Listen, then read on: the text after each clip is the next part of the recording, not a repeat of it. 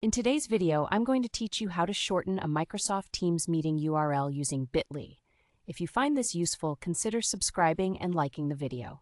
Let's dive right in.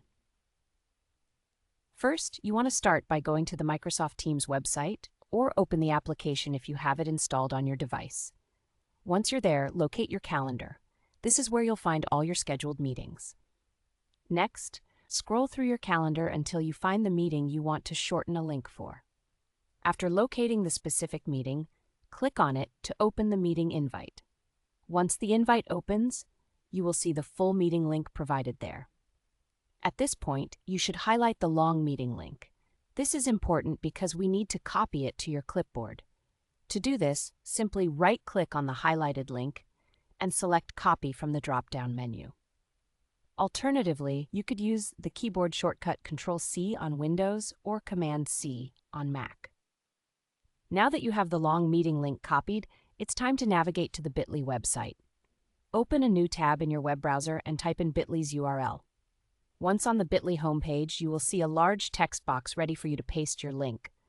Click inside that text box and right-click to choose Paste from the drop-down menu, or you can simply use the keyboard shortcut Control-V on Windows or Command-V on Mac to insert your long Microsoft Teams link. After pasting the link, look for the Shorten button located right next to the text box. Simply click on that button, and in just a moment, Bitly will generate a shorter version of your link.